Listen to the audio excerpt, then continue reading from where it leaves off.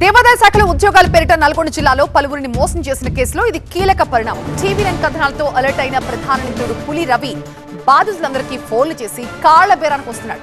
డబ్బులు తిరిగిచ్చేస్తానంటూ బాధితుల్ని వేడుకుంటున్నాడు.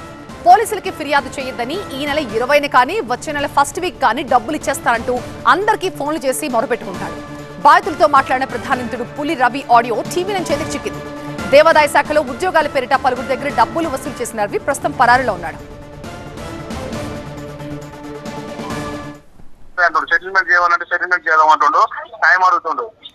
టైం మాకు అవసరం లేదన్నా, ఇయ్యాల. మీరు ఒప్పుకుంటారా చెప్పండి? 1,60,000 నేను కట్టినా. అందరం వచ్చినాం. ఇప్పుడు సార్ ఇస్తే మేము వాళ్ళ కమిషన్ తీసుకున్నా అంటప్పుడు వాడు ఇచ్చేస్తారు. మా డబ్బులు అందరి సార్ ఇచ్చినప్పుడు మిగతా డబ్బులు మేము ఎంత బ్యాలెన్స్ వస్తుందో అంత ఇచ్చేస్తాం. మేము ఎంత టైం పెడతారన్నా మీరు?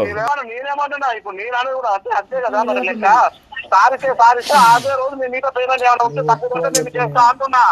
రాజశేఖర్ అన్న, మీరు క్లారిటీగా అర్థం చేసుకోండి. నేను మీకు 1,60,000 ఇచ్చిన, నా డబ్బులు మీరు నాకు ఇచ్చేయండి, అందరు ఇచ్చేయండి.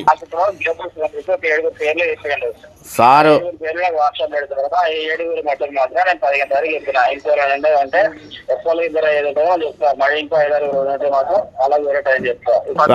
చేయండి సార్ వాళ్ళకి 10 తారీఖు వరకు క్లియర్ చేస్తారు. మీతో ఏమైనా తప్పు పడితే మేము కూడా అడ్జస్ట్ చేసి క్లియర్ చేస్తాం. 10 తారీఖు అంటే 2 తారీఖు 3 తారీఖు మాకు ఇప్పుడు మాకు అమౌంట్ మొత్తం ఒకటే రోజు క్లియర్ చేయాలి. ఒక రోజు ఒకరు అయితే ఉద్యోగం. అదే కదా, 10 తారీఖు 15 తారీఖు పెడుతున్నారు. అదే కదా.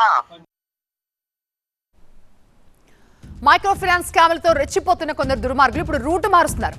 ఆధ్యాత్మికతను అడ్డుపెట్టుకుని అమాయక ప్రజల్ని మోసం చేస్తున్నారు. ఈ క్రమంలోనే ప్రముఖ పుణ్యక్షేత్రాల్లో హుండీ లెక్కింపు పనుల పేరిట పులి రవి అనే వ్యక్తి నల్గొండ జిల్లాలో పలువురిని మోసం చేయడం కలకలం రేపింది. సాధారణంగా ఆలయాల్లో హుండీ లెక్కింపుని భక్తులు ఒక సేవలాగా భావిస్తారు. కానీ పులి రవి అనే వ్యక్తి మాత్రం దీని ఒక ఆదాయ మార్గంలాగా చెప్పి ఉద్యోగం ఇస్తా ఉంటూ నమ్మించి ఒక్కొక్కరి దగ్గర లక్షలాది రూపాయలు వసూలు చేసి ప్రముఖ ఆలయాలకు తీసుకువెళ్లి పనులు చేయించి వాళ్ళందరినీ కూడా నమ్మించాడు. ఇక కొన్నాళ్ళ తర్వాత హుండీ లెక్కింపు పనుల డబ్బులు చెల్లించకపోవడంతో బాధితులు కట్టిన డబ్బులు తిరిగి ఇవ్వకపోవడంతో మోసపోయామని భావించారు.